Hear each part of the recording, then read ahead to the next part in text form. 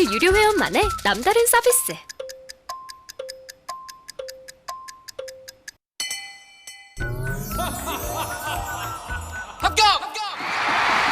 합격하고 돈도 받는 혜택. 오직 에듀윌 유료 회원에게만. 무료 합격! 여러분 반갑습니다. 2020년 10월호 이제 마지막 시간입니다. 6번째 시간인데요. 우리 이제 인물 용어부터 한번 간단간단 집어넣고 최신 시사하고 마무리하도록 하겠습니다. 이 폴로라는 말이 나와 있습니다. 폴로. 이랬는데 이게 손해를 보는 것에 대한 두려움이다 이렇게 되어 있습니다. Fear of losing out 이렇게 되어 있는데 손해를 보는 것에 대한 두려움을 폴로라고 이제 말들 자꾸 만들어내니까요. 이게 주가 상승 랠리에 올라타지 못해서 자신만 돈을 벌지 못하는 것에 대한 공포에 대해서 포모라는 말이 있는데 폴로는 주가 상승기에 돈을 벌지 못하는 것을 넘어서 자신만 나만 손해를 보는 거에 대한 두려움이다. 이렇게 해서 증권가 주식에서의 용어로 이제 폴로 포모라는 말 한번 보시면 될 것 같고요. 그 다음에 이제 니콜라라는 말이 있습니다. 니콜라는 미국 애리조나주 피닉스에서 트레버 밀턴이 2015년에 창업한 이제 친환경 트럭 개발 업체입니다. 최근에 이게 좀 이슈가 좀 됐는데요. 회사 이름은 테슬라처럼 이게 이제 니콜라 테슬라라는 분의 이름을 따서 하나는 테슬라, 하나는 니콜라, 다른 회사입니다. 이렇게 돼 있는데 니콜라의 핵심 비즈니스 모델은 한 번 충전으로 약 1920km를 주행할 수 있는 수소 연료 전기 배터리 트럭을 제조 판매하는 것이다. 미국은 앞서서도 말씀드렸지만 장거리 이렇게 막 이동하는 트럭들이 많거든요. 그래서 이런 것들과 관련해 가지고 혁신적인 기술을 하겠다라고 하는 건데 여기 지금 보니까 이거에 대한 기대감이 매우 크다는 거예요. 지난 6월 나스닥에 우회 상장한 직후, 그러니까 우리나라로 보면 주식시장에서 이제 주식 거래소 시장이죠. 주식 거래소 같은 경우에 보시게 되면은 우리나라 같은 경우에 이제 이게 코스피 시장이 있고요. 코스피 시장이 있고 이게 이제 우량 종목들이 거래가 되는데 700여 개 종목이 이제 거래되는 시장이에요. 가장 이제 우량한 것들이 거래가 되고 그다음에 우리가 이제 코스닥이 있고요. 코스닥 시장이 있는데 코스닥, 코스피 그다음에 이제 코스닥이 있는 거예요. 코스닥이 있고 코넥스 시장이라고도 있어요. 코넥스 이렇게 되는데 코스닥이 이제 IT 기업 같은데 벤처 기업 같은데 중에 상장되는 시장이고요. 코넥스다 그랬을 때는 이제 중소기업들 상장하라고 이제 만들어진 시장입니다. 주식거래소 이렇게 있고 미국 같은 경우에는 이제 미국 같은 경우에는 다우존스 시장이라고 있어요. 다우존스 시장. 다우존스 시장이 있고 그 다음에 코스닥이 이제 나스닥 같은 거를 좀 이제 따라했다 이렇게 이제 보실 수도 있습니다. 그래가지고 이렇게 이제 거래 시장이 있는데 이게 지금 보면은 말이에요. 니콜라가 지난 6월 나스닥에 우회 상장한 직후 주가가 급등을 해가지고 우회 상장이라는 건 뭐냐면은요. 기존에 이제 나스닥에 상장되는 업체가 있는 거예요. 업체가 있는데 그 회사랑 합병을 해버리는 겁니다. 그러니까 이거를요 생짜로 그냥 이런 거래소 시장에 상장하는 게 매우 어려워요. 이 조건을 맞추기도 매우 어렵고 이거 엄청난 일입니다. 엄청난 일인데 여기에 상장만 됐다 하면 이제 다수 대중이 우리 회사 주식을 막 사고 팔고 해주니까 주가가 막 이렇게 뛰어 올라갈 수 있고 그 주가가 뛰어 올라가게 되면은 이 기업의 가치가 엄청 올라가는 거거든요. 그런데 여기에 상장한다는 게 무지무지 어려운 일이고 그런 것인데 그러다 보니까 이제 쓰는 방법 중에 하나가 우회 상장인 거예요. 기존의 상장사 중에 좀 회사가 좀 어려워졌어. 예? 영원한 건 없잖아요. 어려워졌어. 그러면은 이 회사랑 합병을 해가지고 자동 상장사가 되는 거예요. 그런 식으로 이제 우회 상장을 했다는 것이고 우회 상장한 직후에 주가가 급등해가지고요 시가총액이 포드를 앞지르기로 했다. 근데 포드는 실체가 있거든요. 실체가 있지만 여기 실체가 없어요 지금. 이거가 지금 나왔냐 이런 트럭이 없어. 없는데 이거를 지금 도전하고 있다는 것만으로도 이렇게 가는 거예요. 그러다 보니까는 지금 사실 테슬라도 그렇지 않습니까? 테슬라 시가총액이 어마어마해서 우리나라 GDP보다 많다 이런 얘기까지 있을 정도니까 엄청난 거예요. 한 개 기업이, 하나의 기업이. 그래서 테슬라의 앨런 머스크 같은 경우에도 이거 테슬라의 주가는 지금 비정상이다 이런 얘기를 할 정도예요.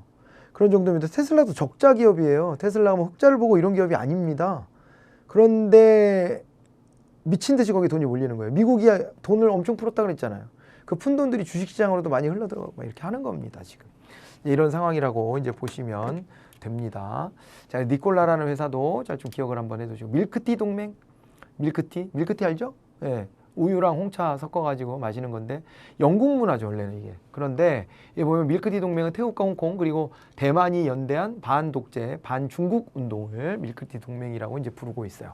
올해 초 태국의 한 유명 배우가 SNS에서 홍콩과 대만 독립을 지지한 것이 알려지면서 중국 네티즌들은 물론 태국 주재 중국 대사관이 하나의 중국 원칙을 훼손했다면서 강력하게 반발했다는 것을 계기로 해서 펼쳐진 SNS 대전이다 이렇게 이제 보시면 됩니다. 워낙 이제 그 경제력도 그렇고 이제 중국의 파워가 엄청 커지다 보니까 중국이 하나의 중국을 내세우면서요. 그러면서 이제 대만이나 홍콩 쪽을 지지하지 못하게 막 만들죠. 그래서 그 우리가 좀 이제 미안한 일들이 다 있었죠. 대만은 원래 자유중국이라고 우리가 하면서 대만하고 원래 이게 우리가 수교 맺은 국가였잖아요. 예, 그렇게 돼 있었던 건데 90년대 초반에 우리가 이제 북방 외교할 때 이제 중국하고도 이제 수교를 맺으면서 대만을 몰아내는 것이 조건이에요. 그러니까 대만하고의 관계를 끊는 것이 중국하고 수교 맺는 조건이었기 때문에 우리가 그때 야멸차지만은 그러지만은 좀 이제 대만하고 관계를 끊고 수교를 끊고 중국하고 수교를 맺었는데 그게 우리나라만 그렇게 한 게 아니어서 대만이 나중에는 경제적인 뭐 손해라도 좀 줄이자 그래가지고 무역 대표부 같은 거는 설치를 하고 그랬어요 서로. 그래서 교류를 하잖아요. 교류를 하는데 그런데 이제 정식 이제 수교 관계는 아닌 거예요. 대만하고는. 대만은 이제 그런 관계들이 많이 끊어졌죠. 우리도 이제 그렇게 했던 나라의 하나고요. 그 다음에 이제 또 홍콩에서 우산혁명하고 막 이렇게 하면서 홍콩에서는 이제 우리나라에서 있었던 5.18 광주 민주화 운동을 그거를 이제 상징적으로 이런 운동이 있었다. 우리도 이런 운동의 정신을 이어받아야 된다. 그래서 저 홍콩에서도 광주 민주화 운동 때 많은 분들이 목숨 걸고 싸우고 희생되고 그랬지만은 끝까지 버텨서 그것이 한국 민주주의의 초석이 됐다. 이런 것들 역사성을 잘 알고 그런 것들을 얘기하면서 이물리한 행진곡 같은 것들을 막 같이 부르기도 하고 이러면서 이제 한국 정부의 문재인 대통령이 당시 그런 어떤 그 독재 정권에 맞서 싸웠던 그 시대에 싸웠던 분 아니냐 대통령 된 분이 그러니 홍콩에 대한 지지 의사를 표명해 달라 라고 막 호소하고 그랬지만은 못하는 거죠. 그게 좀 한편으로 짠하죠. 짠하고 미안함도 좀 생기기도 하고 하긴 하는데 그런데 또 우리가 중국과의 관계를 뭐 이렇게 훼손해 가면서 가기에는 부담이 너무 커요. 근데 민주주의란 가치는 또 우리가 같이 연대해서 해야 될 것이 분명히 맞는데 국가적 차원에서 하기가 너무 어려운 거죠. 어려운 면이 있고 그리고 또 한편으로는 우리가 뭐 이제 사드 문제 등등 해가지고도 중국하고 이런 좀 곡절들이 많이 있었지 않습니까? 그런 속에서 지금 홍콩 문제까지 우리가 지지하고 공식적으로 대통령부터 나서서 그렇게 하기에는 너무 어렵다 현실적으로. 예, 그런데 우리 살자고 이제 그렇게 하는 거니까 대의를 봤을 때는 많이 미안하죠. 예, 우리를 어떻게 본보기로 삼고자 하는 면도 있고 한데 우리가 같이 힘있게 그걸 지지하고 손잡아주지 못하니까 그런 부분들에서 마음이 좀 안 좋습니다. 마음이 안 좋은데 이 국제 관계라고 하는 게 그만큼 어려워요. 이게 이제 상황 변수가 너무 여러 가지가 복잡하게 얽혀 있기 때문에 시원하게 이것도 샤우팅 하는 것만이 능사는 아닙니다. 한편으로 보면은. 그렇기 때문에 어떻게든 우리가 좀 힘이 되어줄 수 있는 걸 좀 찾으면 좋겠다 싶은 생각이 드는데 아무튼 그런 속에서 이게 지금 이제 대만, 태국, 홍콩 여기서 이제 공통으로 밀크티가 이제 사랑받는 음식이어가지고 이렇게 부르고 있다는 거예요. 그죠? 이렇게 부르고 있고 중국이 또 이제 되게 참 오묘합니다. 중국이 너무 커가지고 경제적으로 미국을 위협한다라고 생각이 드니까 미국이 계속 까는 거잖아요, 지금. 그래서 까서 밀어내려고 하는 거예요, 지금. 밀어내는데 또 중국은 자기네 턱 밑까지 추월해서 이렇게 쫓아오고 있는 인도를 또 밀어내려고 또 무력도 쓰고 막 이러고 있는 지금 형국이에요. 국제사회라고 하는 게 참 어렵습니다. 그래서 저도 이 공부할 때, 대학원에서 공부할 때 이 부분을 가지고 현실주의가 맞는 것이냐 이상주의, 자유주의가 맞는 것이냐를 가지고 이렇게 생각을 서로 좀 나눠봤는데 현실주의가 갈 수밖에 없는 거 아니냐, 자유주의는 허상이다 이렇게 생각하시는 분들도 많아요. 우리가 이성의 힘으로 대화하고 토론해서 이렇게 나간다고? 될까? 안 될걸? 자국의 이익이 최우선일걸? 라고 생각하는 견해를 가진 분들도 많고 현실 속에서 그렇게 되기도 하는데 또 한편으로 보면은 그렇지만 또 그거를 또 딛고 일어서서 새로운 모델을 한번 찾아보고 이렇게 하는 시도들도 있으니까 그걸 자유주의라 하거든요. 자유주의 관점. 자유주의 관점도 꼭 허상은 아니다라는 주장도 있죠. 그런데 이제 궁극에는 결국에는 자국의 이익하고 부딪히면 자국의 이익을 선택하지 않냐라고 하는 견해도 충분히 있고 그래가지고 어쨌건 이게 참 논쟁적인 부분이 될 수밖에 없는 이런 상황이긴 합니다. 자, 이렇고요. 그 다음에 이제 해치법. 해치법은요, 1939년에 제정된 미국 공무원의 정치 활동을 제한하는 법이에요. 그러니까 이게 예전에는 이제 미국 같은 경우를 보게 되면은 미국에서 뭐가 있었냐면 엽관주의라고 하는 게 인사행정을 할 때 기초였어요. 엽관주의. 엽관주의는요, 정권이 바뀌면요, 그 해당 정당에 대한 충성도 있죠. 정당 충성도를 가지고서 정당 충성도를 기준으로 해서 관료를 임용하는 방식이에요. 이게 관료를 임용할 때 정당 충성도를 바탕으로 해가지고 관료를 임용하는 게 역관주의였다 이렇게 이제 보시면 되는데 이 역관주의가 가지고 있는 폐단들도 많이 있어가지고요. 그래서 이거를 갖다가 이걸 이제 스포일스 시스템이라 그래가지고 역관주의가 이제 전리품 같은 개념이라면 이것을 나중에는 이제 여기는 펜들턴법이라는 게 있어요. 펜들턴법이라고 하는 게 만들어져 그래가지고 이제 이게 어떻게 바뀌냐면은 이게 이제 실적주의라고 하는 걸로 바뀌어요. 실적주의, 메리트 시스템이라고 해서 실적주의 형태라는 걸로 이제 바뀌는데 시험 봐서 이제 그죠? 예, 여기 이 자리에 합당한 사람을 갖다가 꽂아 넣는다라는 방식이고 그렇게 되는데 이 과정에서 이제 필요한 것이 실적주의로 오면서 정당 충성도가 아니라 이제 능력 중심으로 이제 바뀌는 거거든요. 이렇게 바뀌면서 그러면서 오게 되는 게 과거로부터 단절해야 되잖아요. 역관주의가 아니라 이제는 뭐가 되냐면은 여기서 이제 정치적 중립이라고 하는 게 분명히 지켜져야 되고요. 정치적 중립. 그리고 정치 어떤 정파적인 이익을 따르지 않았다 그래서 관료가 여기서 신분이 위협을 받는 이런 일이 있어서는 안 되니까 신분보장이라는 게 이제 따라 붙어야 되는 거예요. 신분보장이라고 하는 게. 이런 게 이제 같이 따라 붙어야 된다라고 하는 게 있었고 이거를 이제 보장하는 것으로서 지금 보면 이제 해치법이 나와 있는 거죠. 해치법.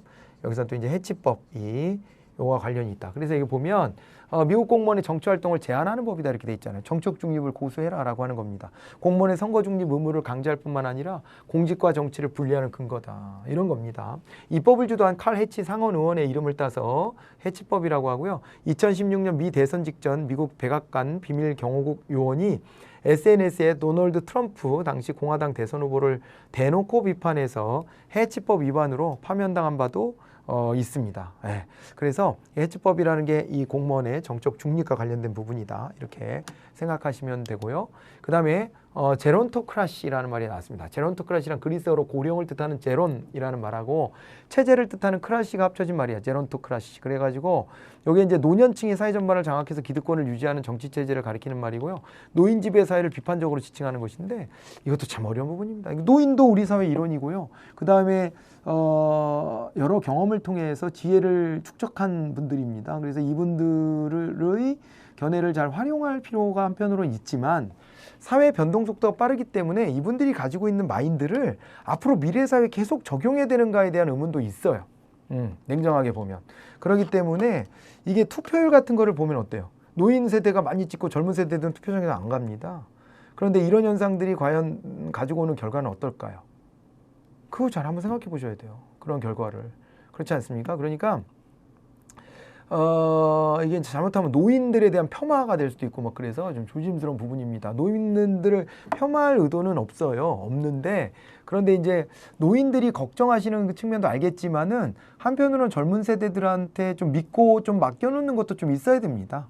당신들이 생각하는 것이 무조건 진리다 이렇게 생각하는 것도 좀 문제가 있어요. 내가 해봐서 하는데 이 말이 좀 그렇죠? 가져다주는 그 잘못된 메시지들이 있지 않습니까? 그런 부분들이 분명히 존재하고요. 우리나라의 노인 세대는 특히 있잖아요. 노인분들이 너무 이제 헌신해서 우리 사회가 이만큼 왔어요. 예, 그거는 이제 부인하기 어려운 사실이니까 젊은 세대분들도 노인들이 하고 있는 모든 것들을 다 폄하하고 이러면 안 돼요. 그리고 문화적으로도 자기네가 하는 문화만 되게 우월하다는 식의 어떤 문화 있잖아. 자문화 중심주의적인 것이 젊은 세대들한테도 없지 않아 있어요. 그런 것도 한번 돌이켜 봐야 되는데, 그러나 이제 또 한편 또 거꾸로 생각해 보면 우리나라 노인 세대는 전 세계에서 유일무이한 인류인데요. 왜 그러냐면은 농경 세대에 태어나서 산업사회 젊은 시대를 보내다가 청장년층을 산업사회 때를 살다가 노인 세대가 됐더니 정보사회예요. 그렇기 때문에 노인분들이 우리나라에 대해서 걱정해 주시는 것도 일면 맞지만 안보 이슈 같은 거 이런 것도 북한하고 계속 적대적으로 하라는 거잖아요. 이제 다음 달 주제 정도 나올 텐데 그 우리나라 공무원이 북한에 의해서 이제 피격되는 이런 정말 몰상식한 일이 벌어졌지 않습니까? 그런데 이럴 때 북한 이거 참으면 안 된다 우리가. 그런데 그렇게 하면 전쟁하자는 얘기인가요? 그래서 이게 냉전적인 어떤 사고방식이 여전히 이제 남아있을 수밖에 없어요. 전쟁을 치르셨고 온갖 잔악한 만행들을 다 경험하셨기 때문에 이해가 충분히 가고 이 나라 걱정하시는 충정심을 충분히 이해할 수 있습니다. 그리고 경제적인 어떤 성장에 대한 갈망 이런 것들도 그렇고 막 여러 가지가 이제 다 느껴지는데 그게 이제 옛날에 맞았던 옷이 있고 지금에 맞는 옷이 있는 거예요. 그래서 지금의 시대에 과연 맞는 기준인 것이냐에 대해서는 생각을 해봐야 되고 그렇기 때문에 노인 세대 인구 비중이 자꾸 커지는데 젊은 세대 투표장에 안 나가면은 조화가 깨져요. 분명한 거는 노인분들도 열심히 본인들의 생각을 많이 나라를 위해서 이렇게 전달하려고 노력하시는 것은 필요한 부분입니다만은 젊은 세대가 또 그 밸런스를 맞추려면 정치 냉소주의에 빠지면 안 되고 자꾸 이제 정치를 활용해서 본인들의 어려움을 호소해야 돼요. 그래야 됩니다. 그래야지 이게 밸런스가 맞아요. 그래서 우리가 노인 세대의 지혜도 녹여내지만은 젊은 세대의 그 새로운 감각이나 새로운 직관, 뭐 이제 새로운 어떤 융합의 시대 이런 걸 열어내야 되는데 이런 부분들이 밸런스가 무너지면 안 되거든요. 이제 그런 걸 걱정하는 말로 제론토크라시 같은 말이 있구나 이렇게 생각하셔도 좋을 것 같고요. 이제 쿼드는 미국의 인도 태평양 전략의 핵심으로 꼽히는 미국, 인도, 일본, 호주 등 4개국이 참여하고 있는 비공식 안보회의체예요. 여기서 우리가 짜증나는 건 이거예요. 인도 태평양 전략에서 우리나라가 없잖아요. 미국은 일본을 중심으로 끌고 가요.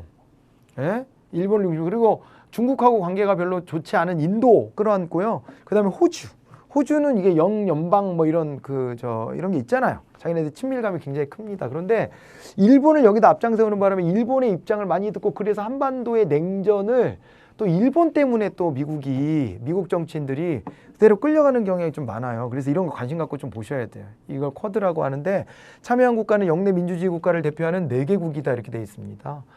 그래서 민주주의와 경제발전, 안보 혜택을 지역 전체에 확대하려는 책임감과 의지도 공유하고 대중국 포위망을 구축하기 위한 아시아 태평양 주요국들 반중국 군사동맹 성격이에요, 사실은. 그런데 여기에 이제 일본이 끼어 있어가지고 태평양 뭐 인도양 전략에서 우리가 이제 곁가지로 빠져 있다는 것은 상당히 애석한 부분이죠. 자, 이제 이 훈련은 미국, 인도 주도로 1992년부터 시작돼서 주로 인도양이나 아라비아해 등에서 열리고 있고 2015년부터는 일본도 참여하고 있다 이렇게 되어 있습니다. 하나 알아두시고 헥소콘 기업 가치가 이제 100조 원 이상 되는 그러니까 1,000억 달러 이상인 스타트업 기업을 이제 뜻하는 말인데 이게 지금 최초로 지금 이제 뚫고 지나간 게 틱톡이라는 거 아니에요? 틱톡 그죠? 틱톡 예. 틱톡 중국 바이트 댄스가 최근 세계 최초로 헥토콘 반열에 올랐다 이렇게 되어 있습니다. 2등이 우버 뭐 이렇게 지금 설명되어 있을 텐데 격차가 너무 크다는 거죠. 틱톡 예, 틱톡 재밌더라고요. 재밌는데 무의미해가지고 전 잘 안 봐요. 이제 좀 한동안 봤었는데 좀 뭐 거기서 내가 얻을 정보는 없잖아요. 그래서 이거 자꾸 재미에 빠지다가 시간이 많이 좀 낭비되겠구나 싶어갖고 저는 그냥 끊었는데 그런데 이제 흥미롭죠. 재밌고 여기서 또 이제 그다음에 뭐 챌린지 같은 것들이 전개되잖아요. 그리고 이게 하나의 문화의 어떤 축을 이루고 이걸 끌고 가는 경향도 있고 그래서 유의미하게 좀 볼 여지가 좀 있는데 이것도 이제 중국 쪽에서 만들어져가지고 미국하고의 갈등이 매우 큽니다. 지금 뭐 그런 상황이에요. 말트의 길 이렇게 돼 있는데 1989년 8월 23일 에스토니아, 라트비아, 리투아니아 발트 삼국이라고 합니다. 근데 여기가 소련의 발트 점령 종식을 요구하면서 675.5km 거대한 인간띠를 만들며 저항한 행사. 이거 굉장히 유명한 거예요. 발트의 길이라 그래서 이게 이제 냉전이 해체될 즈음에 그때 이제 큰 어떤 족적을 남긴 이제 일입니다.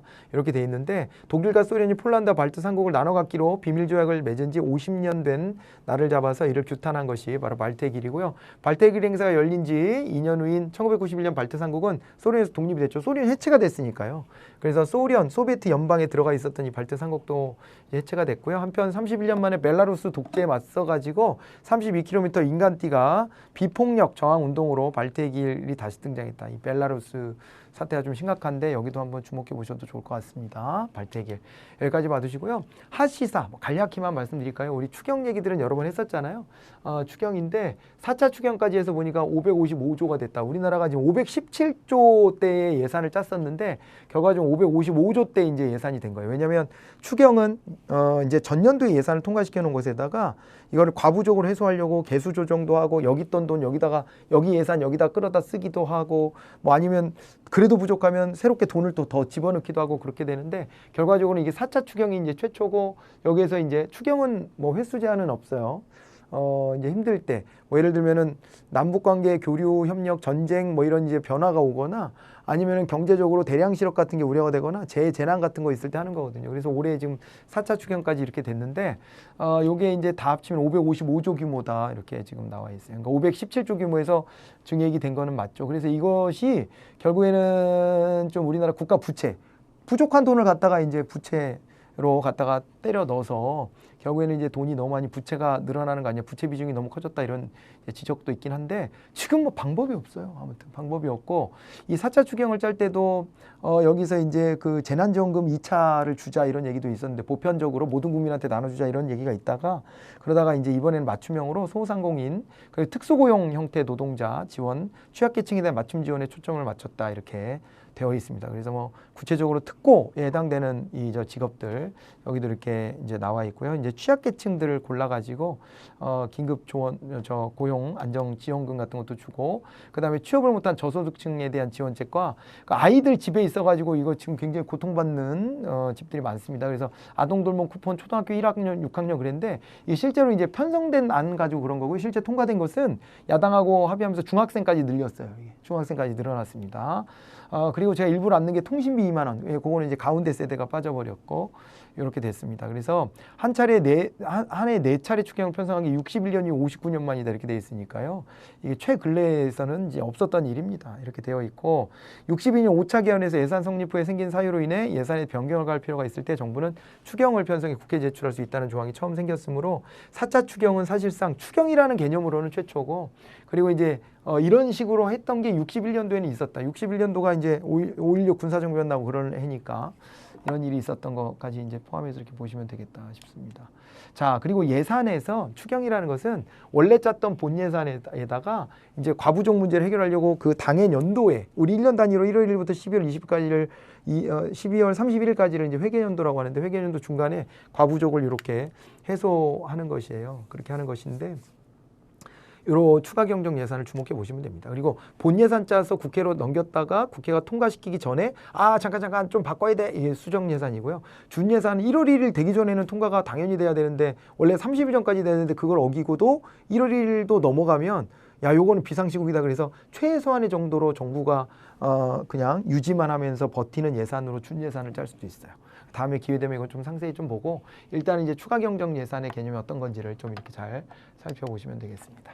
여기까지 오늘 준비한 내용은 모두 마무리를 짓도록 하겠습니다. 네, 10월 달도 무사히 잘 보내시고 11월 달에는 보다 밝은 소식들 많이 좀 생겼으면 좋겠습니다.